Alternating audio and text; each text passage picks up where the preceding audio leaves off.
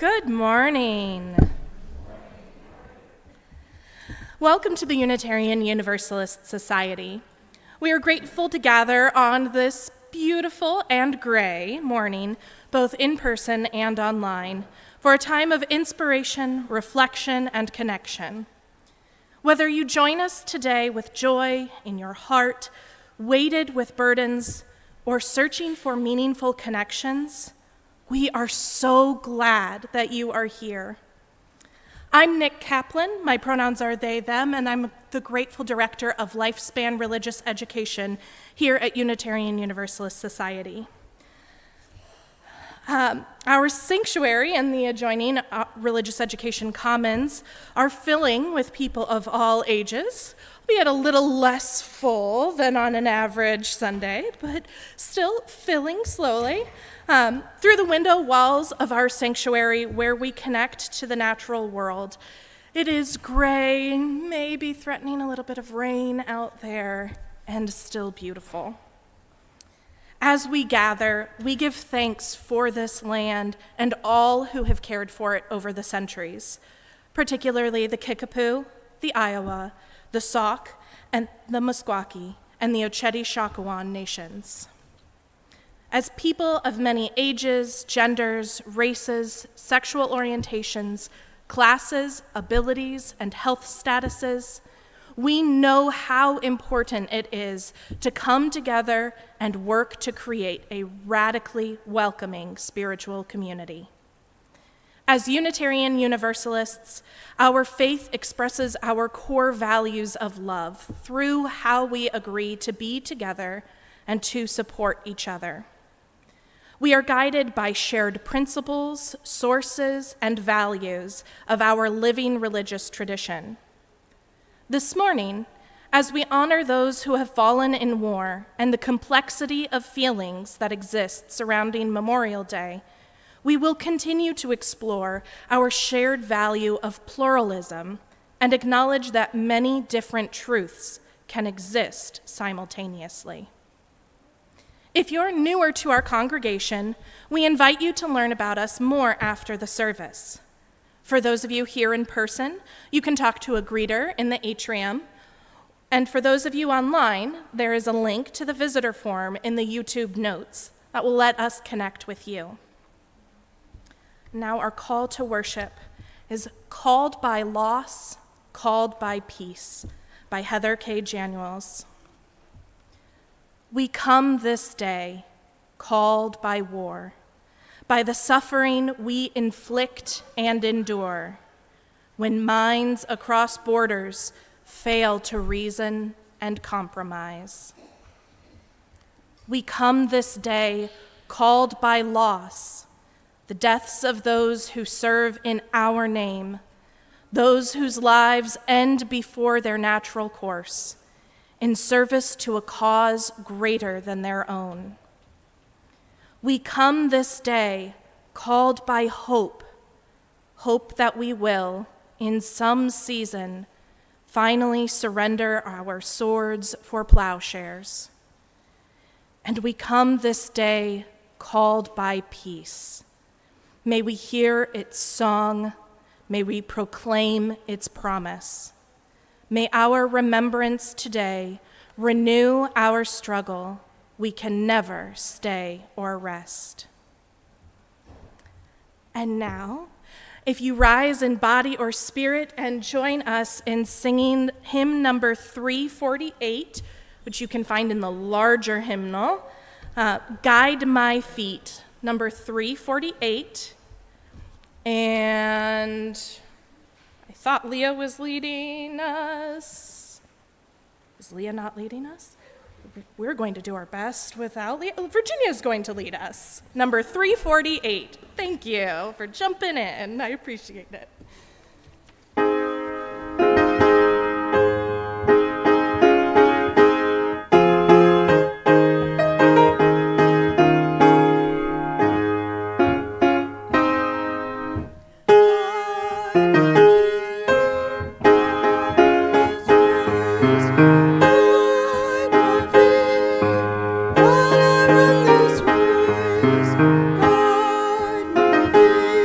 feet.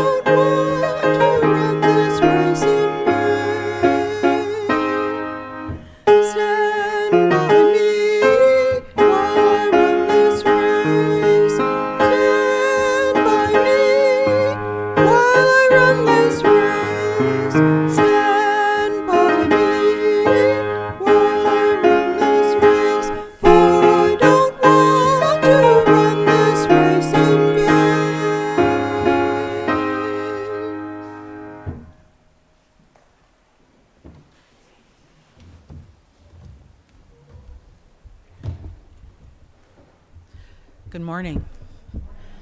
My name is Quanda Hood, and I'm a worship associate here at UUS. I've got brownish, reddish hair today, purple shirt, purple glasses, purple shoes. I like the color purple. And I'm about medium height, and I'm just thrilled to be here today. Please join me in saying as Unitarian Universalists, we light a flame within a chalice as a symbol of sanctuary and safety, to unite us in our worship and to remind us of our ongoing search for the light of truth. Please join me in saying our chalice lighting words as Christine lights our chalice.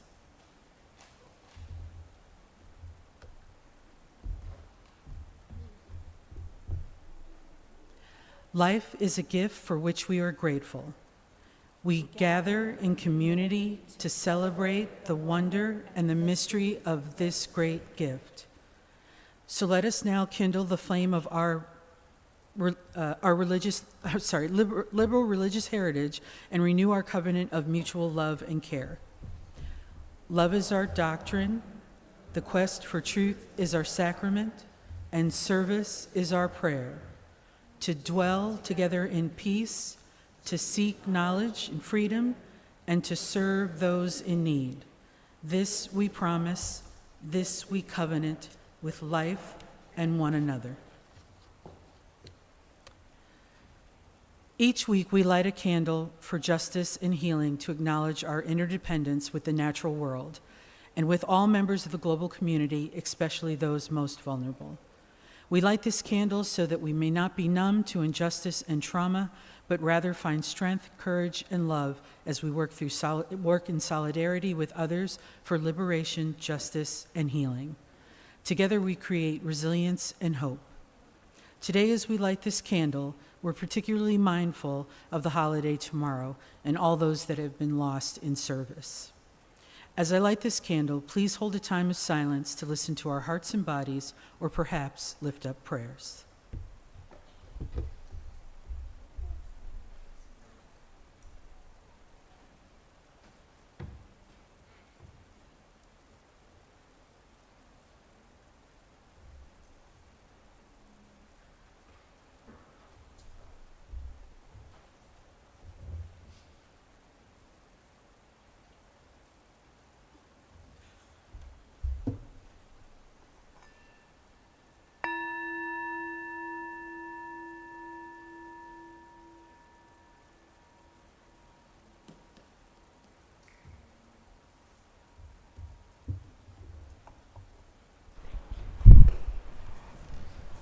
Good morning again.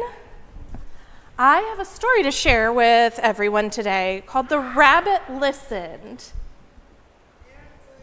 Yeah, seriously.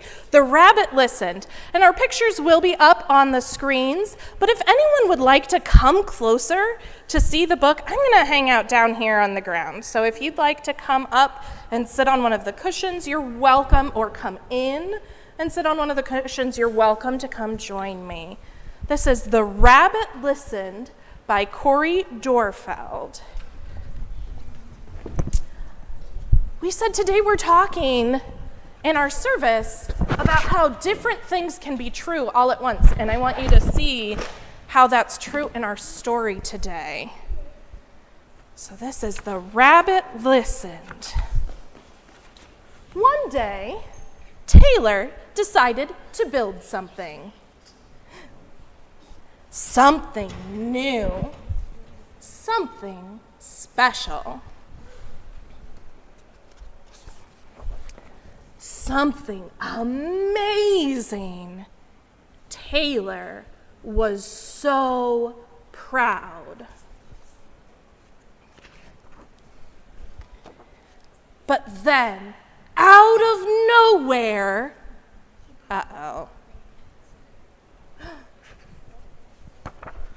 things came crashing down. Have you built something before that's come crashing down? Yeah, it was super duper tall with magnet blocks and magnet blocks on the table. Oh, wow, and it came crashing down.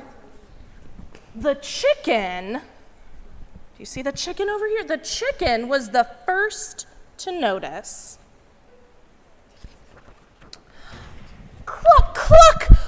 what a shame. I'm so sorry this happened. Let's talk about it. Cluck, cluck. But Taylor didn't feel like talking. So the chicken left.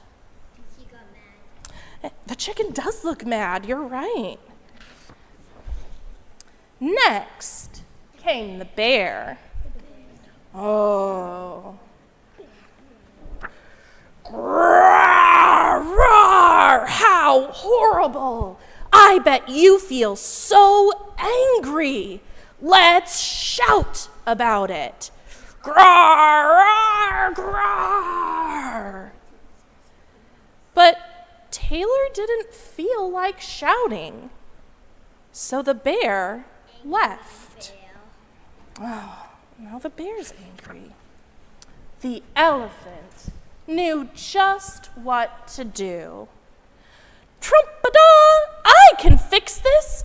We just need to remember exactly the way things were. Because elephants have good memory. Elephants do have good memories. But Taylor didn't feel like remembering. So the elephant also left. He looks mad or upset. Mad or upset. I Yeah. can't understand because we have no mouth. Yeah, we can't always understand how someone feels just by their face, huh? One by one they came. The hyena, hee hee, let's laugh about it. The ostrich, gulp, let's hide and pretend nothing happened. The kangaroo, tisk tisk, what a mess, let's throw it all away. And the snake, shh, let's go knock down someone else's. But Taylor didn't feel like doing anything with anybody. So eventually, they all left until Taylor was alone. In the quiet, Taylor didn't even notice the rabbit. Bunny, bunny. But it moved closer and closer until Taylor could feel its warm body. Sometimes human beings don't want to talk to Sometimes human beings don't want to talk. They other people. do. That's true. Together, they sat in silence until Taylor said, "Please stay with me." The rabbit listened. The rabbit listened as Taylor talked. The rabbit listened as Taylor shouted. The rabbit listened as Taylor remembered and laughed. The rabbit listened to Taylor's plans to hide, to throw everything away, to ruin things for someone else. Through it all, the rabbit never left. And when the time was right, the rabbit listened to Taylor's plan to build again. "I can't wait," Taylor said. Excuse me. "It's going to be amazing." Look at all those plans to rebuild. Taylor did all the things in our story that the other animals thought that Taylor needed to do. Taylor ended up shouting and laughing and crying. But Taylor did it when it was right for Taylor, huh? Yeah. A lot of what we all are going to talk about today is something we call holding space. The rabbit did a good job holding space for what Taylor needed, huh? Sometimes we need different things. Like, sometimes we need to sit in here, and listen to someone speak from the pulpit, and sometimes we need to move our bodies in a different way and learn in a different way. So, if you are one of those people who would like to get up and go to our religious education class and learn with Legos or with Bluey for one last time before our summer plans, please come up as Dara lights our lantern from our chalice and Virginia leads us in our song. If you're going to Ari, come on up. Take with you the flame from our chalice. Take with you the light and the hope. Take with you the blessings and love. Explore our faith and grow. Take this flame as you go. Take with you the flame from our chalice. Take with you the light and the hope. Take with you the blessings and love. Explore our faith and grow. Take this flame as you go.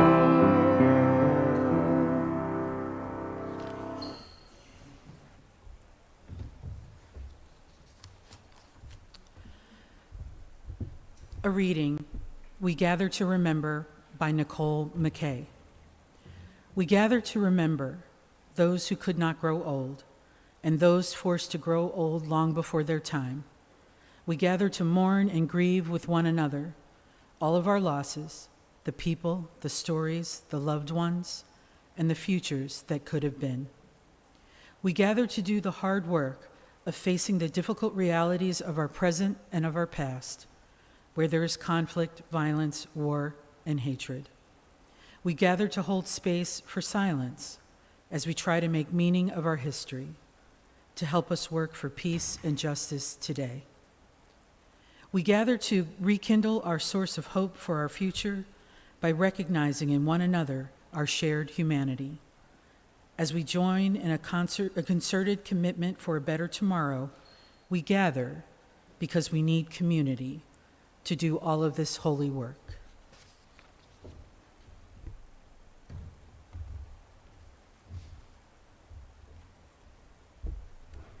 Wanted to make sure I wasn't speaking into two mics at the same time. We're good. This reflection on Memorial Day was written by our minister, Reverend Diana Smith. A couple months ago, in my uncle's last days of life, the hospice chaplain offered to do a military pin ceremony for him. We accepted, not knowing how meaningful it would end up being for us. With my uncle wearing his Honor Flight t-shirt and my mother, the chaplain, nurses, and aides who'd served in the military, and me gathered, the chaplain led us through the simple ceremony. He spoke of the sacrifices that service members make. He spoke about my uncle's service. He presented my uncle a medal and a small tabletop UUS Army flag set, and my mother a hand-knit prayer shawl. Those gathered thanked my uncle for his service and spoke of how much they'd valued caring for him the past few months. It was simple and beautiful. We were deeply moved. My mother was a bit surprised to find herself wearing the red, white, and blue prayer shawl through my uncle's last days, then keeping the medal and flag set in a place of honor after his death. We were surprised by our strong response to the pin ceremony because everyone, including my uncle, had been a bit ambivalent about his military service and what it meant in his life. He'd only served a couple of years before receiving a full medical discharge.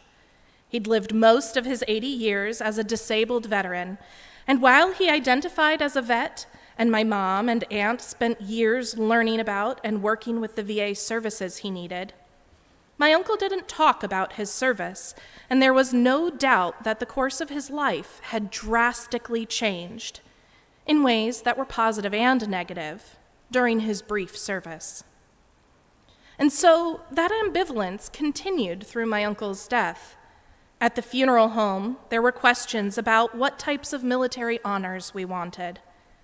I know that having difficulty with finding the answers to these questions is typical, and yet experiencing it as surviving family was challenging.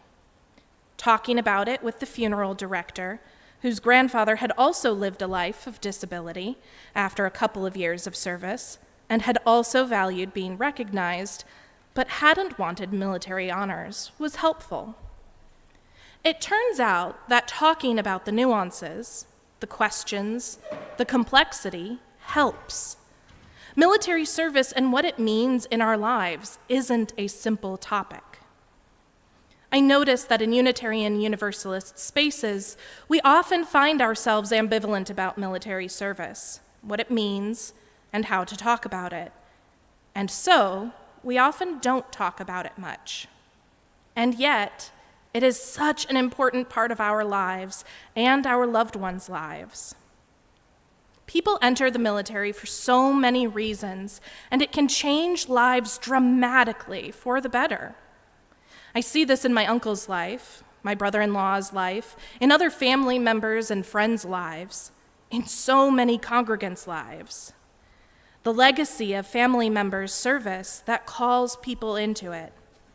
The opportunity to escape poverty, the career opportunities, help with college, the hope for a better life for oneself and one's family, the structure, the camaraderie, the opportunities to learn, to travel, to use one's skills, be part of a community deeply bound to others and working for something greater, the chance to serve others and make lives better. I witness the gifts that military service has brought to their lives, and by extension mine, and I am grateful. And at the same time, I see and hear the fear, the stress, the sorrow, the physical and mental disabilities, the family members who died in battle or later of cancer from being exposed to toxic chemicals, the PTSD, the moral injury, the suicide, the substance abuse, the lives lost far too soon. I see the damage done by war, by military service, to soldiers on all sides, to non-combatants, to families, to the land and water. I witness the dangers of militarism and a military-industrial complex run rampant.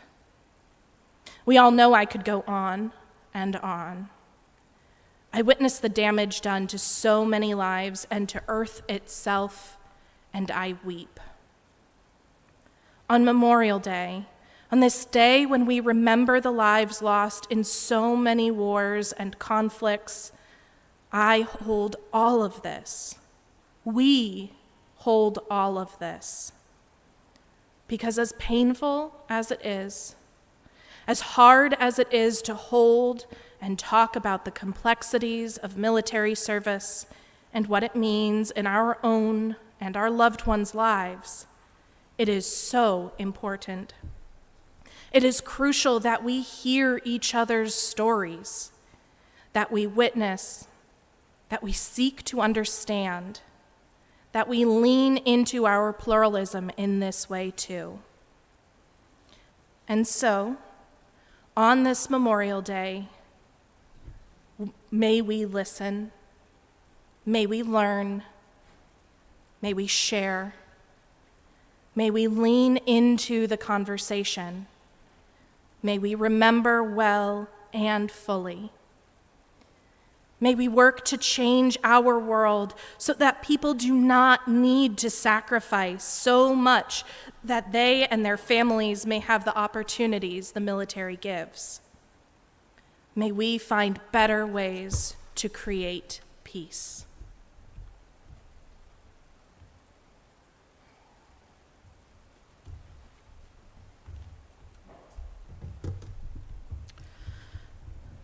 Tomorrow, many families and individuals will go graveside.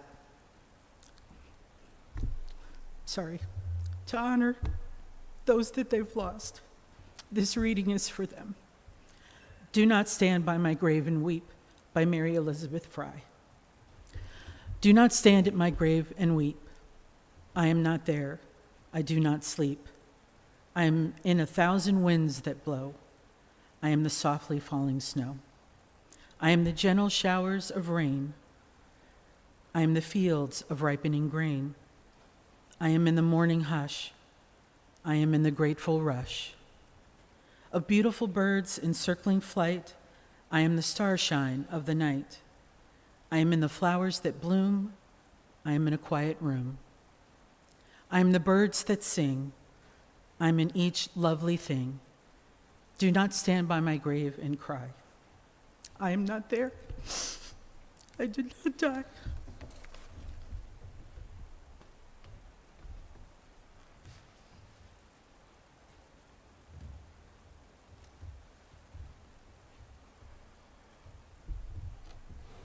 Nurturing gratitude and how we understand and express interdependence is part of how we live into our Unitarian Universalist faith. As we enter into a time of meditation, contemplation, and prayer, we acknowledge the joys and sorrows of our congregation. We do this by dropping stones into a bowl of water, symbolically immersing our personal joys and sorrows into the flow of all life's joys and sorrows. The water surrounds us, and holds the stone, just as we are surrounded and held by the love and support of this congregation. For those who would like to share their joys and sorrows in conversation in a smaller venue, the Pastoral Care Associates will be leading a Compassionate Connection Circle in the Walnut Room immediately after today's worship service. These circles, which happen on second and fourth Sundays, are opportunities to share with and support each other in our lives' journeys. If you're participating in our service elsewhere, you may wish to meditatively hold a stone, wash your hands, or meditate on an object near you during this ritual. And now, if you're in the sanctuary and feel called to do so, please come forward, take a stone from either of our baskets, and place your stone in the water as we sing together. As Kendra plays.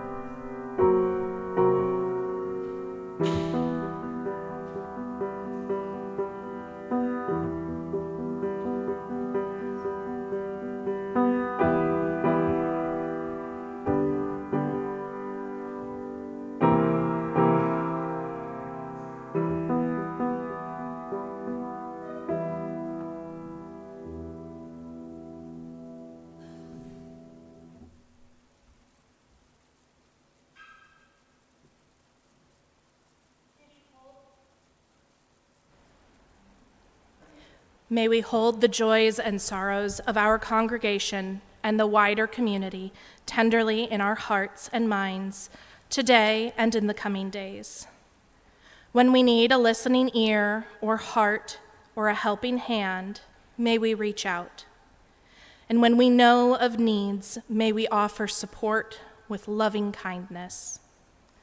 For it is in sharing our lives, our cares, and our joys, and in giving and receiving that we know community most fully, that we have the opportunity to live our covenant with one another.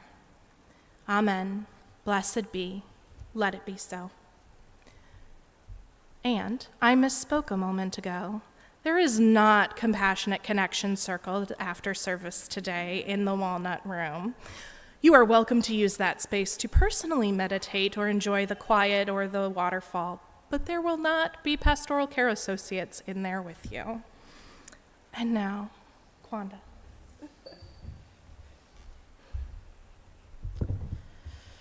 This is a prayer by Reverend Kristen Grassel-Schmidt. Spirit of life, this Memorial Day weekend, we hold in reverent memory all those whose lives have been cut short while serving in the armed forces. We pause to honor their service. Whether they sign up willingly or were drafted, whether they agreed with what they were fighting for or not, we pause today to lift up their family, friends, neighborhoods, and communities that will never be the same because they are gone. We pause also to pray for those who are serving today, for their safety and for this country to honor their service with good pay, services, and benefits. And we lift up the many who have returned home from battle, bearing the physical and emotional scars, and to remember the many who leave the battlefield only for that battlefield to never leave them. We pause in the midst of a busy daily life to gather and worship. This thing we do each week, which binds us together, expands our horizons, helps us remember our connection to all that is, and draws our focus to the things of deepest worth in our lives and in our world. We pray not because prayer is magic that defies the laws of the universe, not because we all have the same beliefs about prayer or who or what we're praying to, but because prayer has the same benefits, but because prayer is a Unitarian Universalist practice that can change our hearts, our receptivity to one another, and the love and justice at the work all around us. And so in our time of worship together, we pray for peace. In this precious time together, we form a guiding vision of a world where we no longer ask people to sacrifice their bodies in order to manage conflict. Many of us yearn for peace. Our world is thirsty for peace. And yet, as it has been said, there is no real peace without justice. Too often, peace is a word we use when what we really mean is a willingness to ignore a history of wrongs so we don't have to face the truth and all the ways that the truth will ask us to change. But real peace is deeper than that. It means more than a monetary suspension of hard conversations for the sake of political posturing. Peace is more profound than the silent treatment, the tension that comes when it's too hard to engage the real issues. Real peace is deeper than any lull between shouting matches or battles and bombardments. Real peace, the peace that doesn't pass our understanding, can flower only where justice has deep roots. This Memorial Day weekend, we pray for the courage and commitment to do what it takes to nurture the roots of justice in our own lives and our own small corners of the world. We pray for the patience to stick with them, even when it all seems in vain. And we pray for the assurance that our efforts matter, that they are part of a larger whole. May the truth that sings its own song in each of our hearts, the gratitude that leads us to share our gifts with others, the force that topples every tyrant, the power that fills the hungry with good things, be in us and with us, now and forever. May it be so. May we make it so. Amen.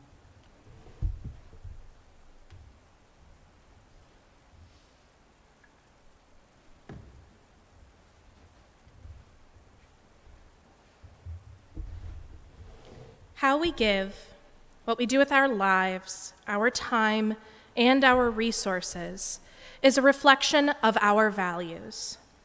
In response to the abundance that we are blessed with, every week this congregation donates generously to organizations in the community whose work aligns with our values and principles. Our community partner agency this month is the Free Lunch Program.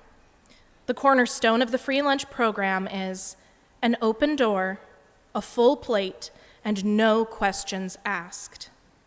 A hot meal is served 6 days a week at 1105 South Gilbert Court in Iowa City. Since 1986, UUS has provided the free lunch meal on the second Friday of every month to about 110 guests. The UUS group welcomes new volunteers, and more information can be found in May's newsletter. In the sanctuary, the ushers will collect the offering, or you can follow the instructions on the screen for how to give online. All cash contributions go directly to our community partner agency. In addition to assisting our community partner, you may contribute toward your pledge to our society or contribute to the congregation to provide additional support for our operating expenses. You may also contribute by check using the memo line to designate the purpose.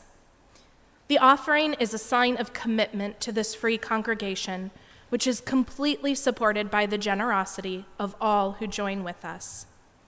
As we give and receive the offering, may we be transformed by our giving, and may the world be transformed by our gifts.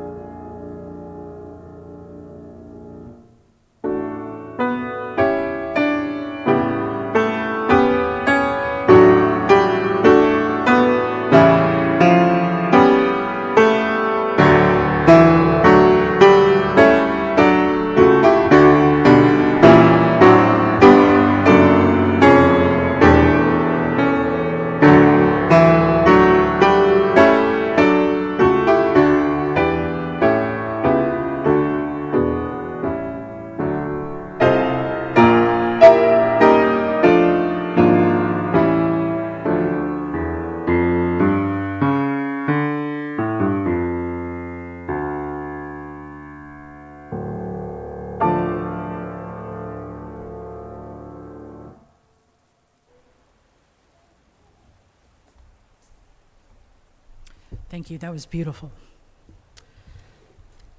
I'm going to do a reading by one of my heroes, Martin Luther King Jr. We will not build a peaceful world by following a negative path. It is not enough to say we must not wage war. It is necessary to love peace and sacrifice for it. We must concentrate not merely on the negative expulsion of war, but on the positive affirmation of peace. We must see that peace represents a sweeter music, a cosmic melody that is far superior to the discords of war. Somehow, we must transform the dynamics of the world power struggle from the negative nuclear arms race, which no one can win, to a positive contest to harness man's creative genius for the purpose of making peace and prosperity a reality for all of the nations of the world. In short, we must shift the arms race into a peace race. If we will have the will and the determination to mount such a peace offensive, we will unlock hitherto tightly sealed doors of hope and transformation of our eminent cosmic elegy into a psalm of creative fulfillment.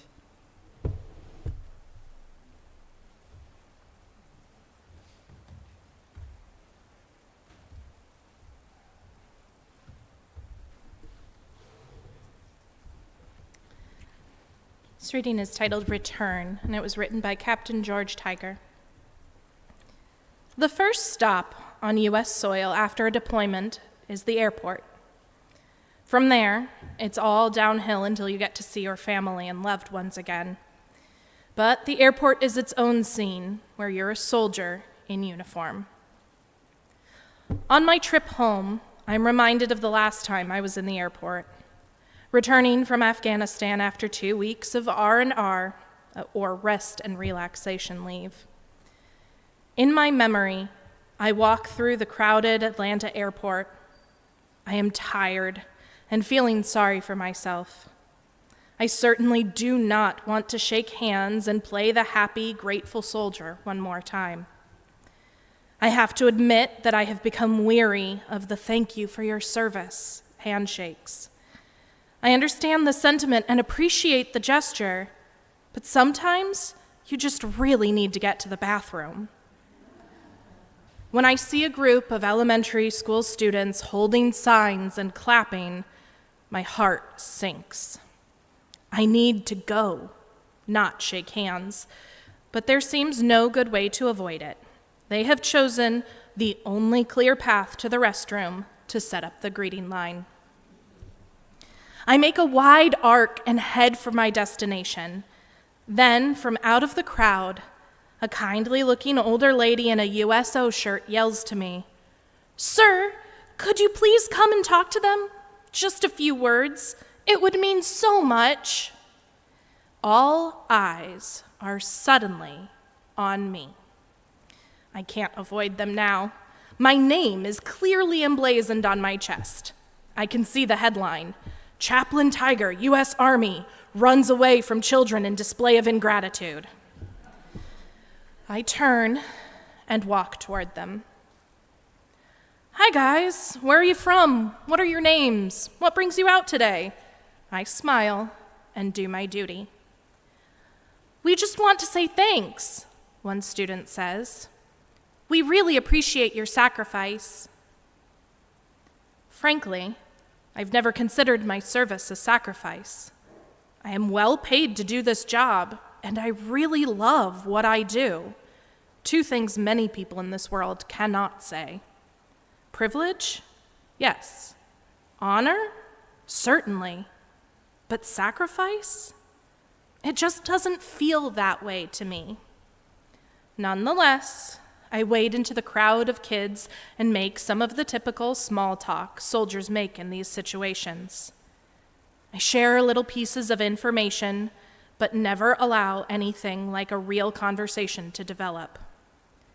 I guess there are some things only other soldiers will understand. The real sacrifices we make, the sorrow, the fear, the loneliness, the questions that will remain forever unanswered, these are not things we share in airports. As I talk with the kids, I give my usual, "I'm just a soldier" speech. I've recited it to many strangers in many airports. I tell them how much it means for them to come out and thank us, and how important it is for us to hear that they appreciate our sacrifice. I look at their faces as they gather close, shake my hand, and ask their questions with wide-eyed curiosity. That is when something strange happens. I begin to feel my voice crack. A lump forms in my throat. My eyes feel strangely wet. The words become difficult to get out of my mouth. I really need to get myself out of there before I break down. Well, thanks, guys. I really gotta go, are the only words I manage to squeak out as I turn and walk away. Something about that encounter gets to me. Maybe it's that those kids remind me of my own. Maybe it is the genuineness of their appreciation, or the way they seem to look up to me just because I wear a uniform. There is nothing special about me. I am just a guy lucky enough to wear a uniform and do a job I love. But for a moment, a fleeting moment, I feel truly appreciated for what I do in a more genuine way than I have ever felt before. That appreciation means something. As I walk out of the bathroom, I think of all the big geopolitical issues I heard on the news at home. I think of the political pundits making ill-informed judgments about the value of the mission, the chances of success, and even the ultimate meaning of soldiers' sacrifices. Like they could really know about such things. Looking in those kids' eyes, all those questions vanished as I recognized a very simple truth. What we do matters. Whatever historians may write or pundits pontificate, what we do matters because we stand for more than any single mission, geopolitical strategy, or political goal. Honor, devotion, loyalty, friendship, and yes, sacrifice have meaning and value far beyond what any TV talking head or politician may say in the moment. I think it was these values, which we have all in some way dedicated our lives to, that I saw in those kids' eyes, and that nearly brought me to tears. Not an easy thing to do. Now, as I walk through an airport in uniform and I am greeted with, "Thank you for your service," I can read more into what is being said. Maybe the uniform we wear reminds people that the sacrifices we make every day and will bear the rest of our lives, we make not for ourselves and not for them, but for something greater than any of us may truly ever know or understand. Maybe they are saying, "Thank you for reminding us, despite all the BS and confusion of life, there remains some truths that are truly worth fighting for."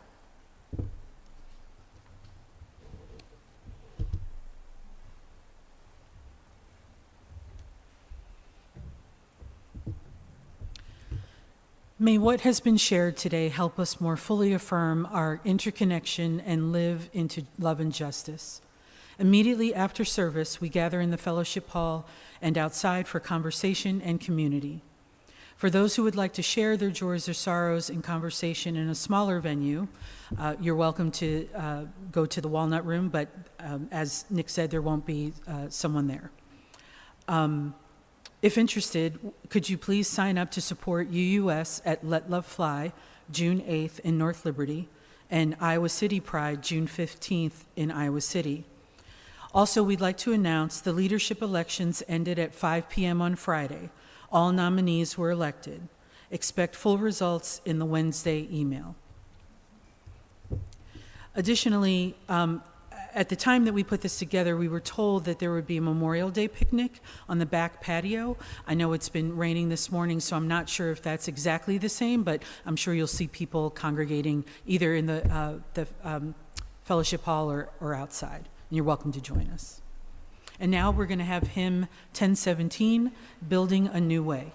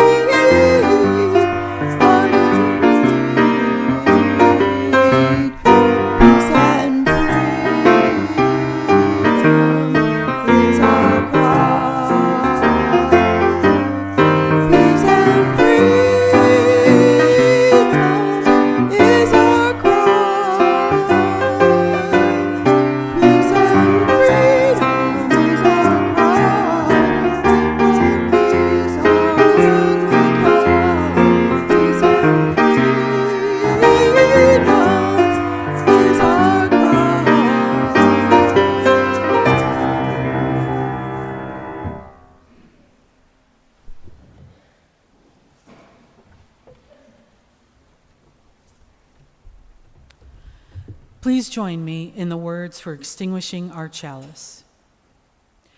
We extinguish this flame, but not the light of truth, the warmth of community, or the fire of commitment. All these we carry in our hearts and in our minds until we are together again.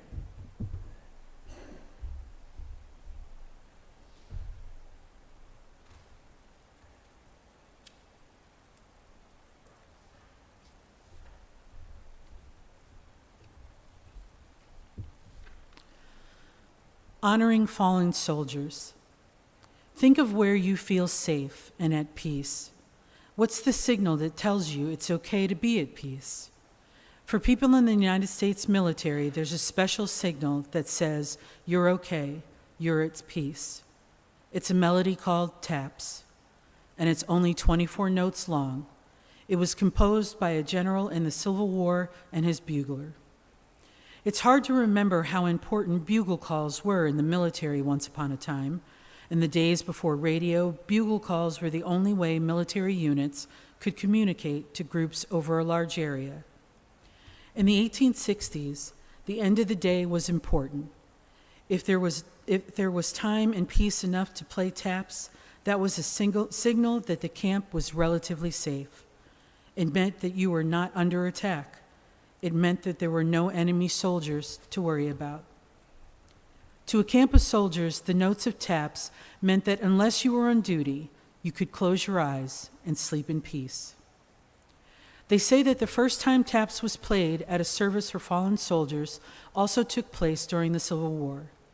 In those days, the traditional military salute was, as it still is, the firing of a 3-round volley of rifles. But this one time, they say, was after a long battle, when finally a ceasefire had been called and both sides had stopped to bury their dead. In one camp, as the work ended and the memorial service began to take shape, The soldiers knew that sounding the artillery salute might be taken as a return to fighting and not as a sacred memorial.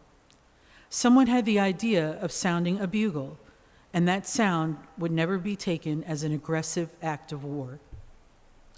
Taps came to mean the same thing. It meant the safe and quiet end to a day. Time to rest, time to turn out the lights, time to let their eyes close as best they could, to be at peace. That's what taps means. It's like a powerful prayer. This weekend, many people in the UUS are remembering and honoring all those that have died while serving in the military. So you might hear taps again. If you do, maybe you can stop what you're doing and think of every soldier who might have been afraid. And let taps remind you that they are now at peace.